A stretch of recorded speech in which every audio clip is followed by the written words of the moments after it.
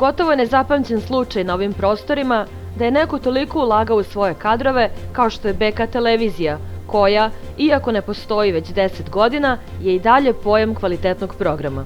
BK TV postavila je produkcijske, uređivačke i kadrovske standarde koji ni do današnjeg dana nisu nadmašeni, iako se u međuvremenu pojavio znatan broj novih televizija. U prilog svemu ovome govore BK TV kadrovi koji sa ponosom ističu koliko im je u profesionalnom smislu značio angažman na BK TV i šta je ta televizija značila medijskoj sceni Srbije. Televizija BK bila najbolja privatna televizija na ovim prostorima, a moguće i šire. Stvarali su je zaista profesionalci, ljudi od imena. Bogoljub je znao da uposli i da angažuje najbolju ekipu i da je predvodi, i tako je nastala BK televizija. Bila je u to vreme, za vreme svog postojanja, najgledanija, najbolja privatna televizija koja je negovala porodične vrednosti, kulturu, tradiciju, koja je bila poučna, obrazovna televizija. Kada sam došla na BK televiziju, ja sam primljena na jednoj velikoj audiciji. Od nas, pa ja mislim preko 1000 je primljeno nas 10. Ja sam nekako po prirodi stvari bila primljena u ekonomsku redakciju, s obzirom da sam tada bila student ekonomskog fakulteta, ali zahvaljujući kolegama i urednicima koji su zaista bili izuzetni, sve smo, da kažem, uspeli zajedno da prebrodimo i naša prilagođavanja i naše učenje, da kažem, rasli smo jednostavno svi zajedno. Moje najlepše sećanje iz tog vremena je svakako, s obzirom da sam ja radio sportski program. I sportski program je u to vreme na BK televiziji pa bio verovatno i najbolji, uzimajući u obzir sve televizije koje su funkcionisale u to vreme. Pojavili su se i prenosi inostranih fudbalskih liga, to smo radili besprekorno kolege i ja, dugi niz godina unazad, i to nakon na mene ostavlja utisak poseban, jer sam na kraju krajeva i posle BK televizije koja me je profilisala kao tog sportskog komentatora i novinara, ostao sam u tom ličnom poslu.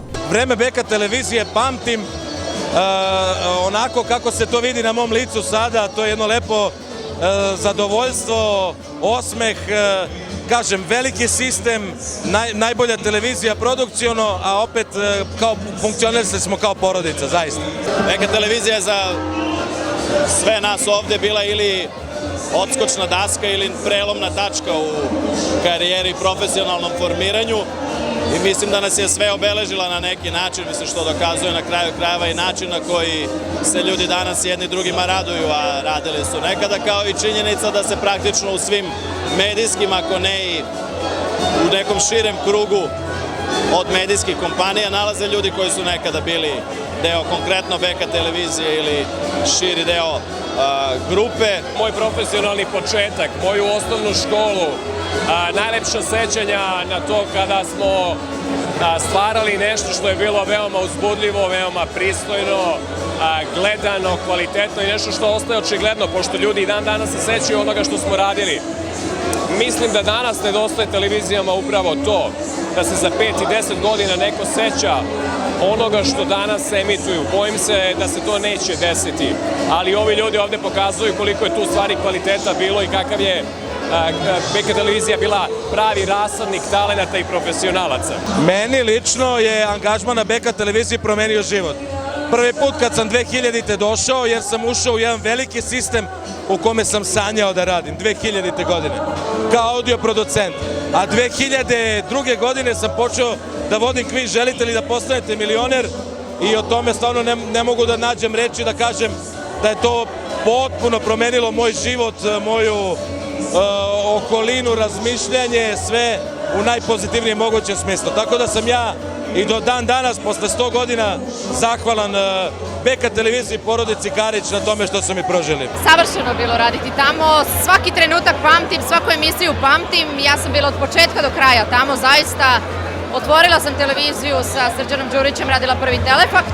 Nedostaje mi celokupna televizija zbog toga što je imala izuzetno dobre autore emisija. Bili smo puni elana, bili smo puni želje da nešto naučimo i ono što smo naučili da to prezentujemo. Sada nema više autorskih emisija, nažalost, toliko. To je praktično izumrlo u domaćim medijima, što je meni veoma žao. otišli smo u neku televiziju koja je malo više populistička. Beka je iskustvo koje ne može da se zaboravi nikad i nikad. To je sigurno. Zbog Beka televizije ja sam ostao između ostalog u medijima. To je i dan danas ostala negde moja omiljena televizija i u suštini mešavina i kvaliteta i rejtinga. I dok nisam radila tamo, jedna vrlo lepo upakovana kulturna televizija koja je imala i sadržaj i kvalitet. Danas nam fali profesionalizam, znanje, samostalnost, hrabrost da se nečemu usprotivi, želja da se donese što je moguće više informacija, ne istina. Istinu svako ima svoju u svojoj glavi, u svojoj duši, ali što je moguće više informacija na osnovu kojih će ljudi, jer se niko ne žali da pameti nema, sami zaključiti šta je ispravno. Ja mislim da smo mi to na Beka televiziji radili. Mislim da je ona nasilno ugačena iz čisto političkih razloga. Meni iskreno ta televizija nedostaje. To je bila televizija koja je išla ispred vremena, koja je bila zaista profesionalna u svakom segmentu, u svakom smislu, vizualni identitet.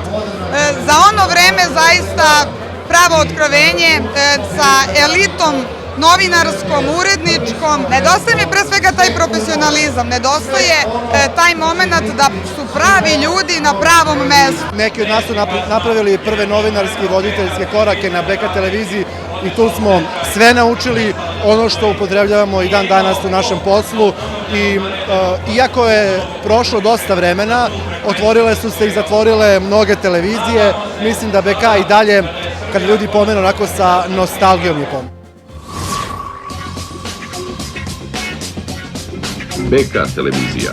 Ovako izgleda današnji dan.